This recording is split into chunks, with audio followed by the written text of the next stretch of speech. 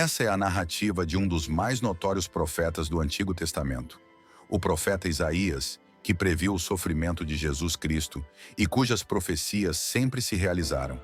Corajoso, ele criticou as decisões dos reis e previu desastres para Israel caso continuassem em seus caminhos errados. No Novo Testamento, há mais de 65 menções a Isaías, sendo citado mais de 20 vezes. De acordo com as tradições, ele encontrou seu fim de maneira terrível, sendo cortado ao meio pelo rei Manassés. Isaías, filho de Amós, foi um dos mais renomados profetas do Antigo Testamento.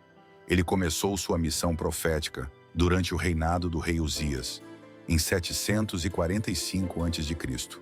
Predisse o julgamento divino sobre o rei e o povo, por meio de suas revelações. Isaías foi uma figura central entre os profetas do Antigo Testamento, ao lado de Jeremias, Ezequiel e Daniel. Seu ministério se desenrolou em um período de grande turbulência no reino de Judá, durante o governo de reis como Uzias e Acás. Ele abraçou sua missão profética porque entendia a decadência moral do povo na época, o que o levou a tentar salvar a nação da tragédia iminente. Além de testemunhar a corrupção social, Isaías também observou a depravação dos governantes, a imoralidade dos ricos e as superstições e idolatria da população. Ele notou a crescente ameaça do Império Assírio sobre Israel e associou essa aproximação aos pecados do povo, advertindo que isso levaria à destruição. Isaías esteve envolvido nas decisões políticas dos reis, influenciando o rei Ezequias a iniciar uma reforma religiosa para combater a idolatria.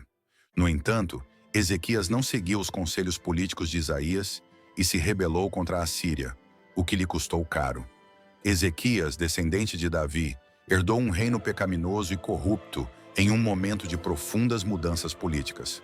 Sob sua visão, o reino de Israel caiu nas mãos da Assíria, que ameaçava conquistar também Judá. Enquanto se preparava para uma rebelião, Ezequias também buscava a rendição. Em uma das profecias de Isaías, registrada no capítulo 36, Senaqueribe vai à guerra para restaurar seu poder e eliminar os rebeldes. Ezequias, então, orou a Deus e também pediu a Isaías que intercedesse. O profeta previu que o rei assírio deixaria a terra e seria morto, o que de fato ocorreu quando os filhos de Senaqueribe o assassinaram. Após a morte de Ezequias, seu filho Manassés, aos 12 anos, assumiu o trono e fez o mal aos olhos de Deus, tornando-se o rei mais perverso de Israel. Ele se voltou à idolatria, erguendo altares para Baal e Azerá. Deus revelou que Manassés e os sobreviventes seriam entregues nas mãos dos inimigos. Seu reinado é descrito nos livros dos Reis e Crônicas, onde Israel e seu rei são retratados adorando ídolos, praticando feitiçaria, cometendo violência e perseguindo profetas. Manassés governou por 55 anos, mais que qualquer outro rei de Judá ou Israel, sendo considerado o mais maligno de todos. Seus pecados deixaram uma marca duradoura, levando à destruição do templo e ao exílio de Judá. Embora seu reinado seja brevemente mencionado nas Escrituras, seus atos tiveram consequências profundas. Manassés perseguiu aqueles que se opunham às suas políticas, especialmente os profetas de Deus. De acordo com a tradição, Manassés era neto do profeta Isaías, pois Ezequias, seu pai, casou-se com a filha de Isaías. No entanto, Manassés acabou matando o próprio avô. Conforme o Talmude e outras fontes antigas, Isaías tentou escapar de seu destino quando Manassés ordenou sua captura. Durante a fuga, o profeta viu uma árvore de cedro e invocou o nome de Deus, sendo engolido pela árvore. Manassés ordenou que a árvore fosse serrada, matando Isaías de forma milagrosa, pois o corte só avançou até atingir os lábios do profeta, onde o milagre cessou e ele foi finalmente executado.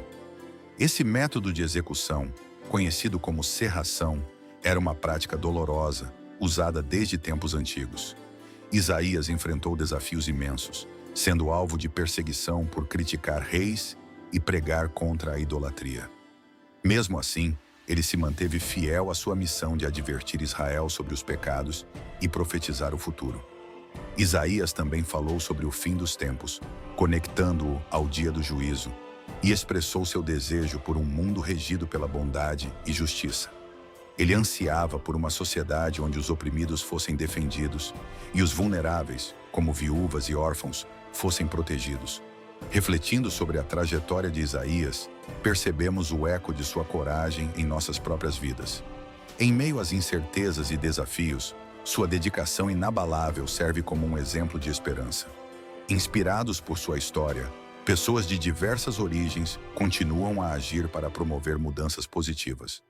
O legado de Isaías não vive apenas em palavras, mas também nas ações daqueles que ele inspirou, perpetuando seu desejo por um mundo de justiça e compaixão.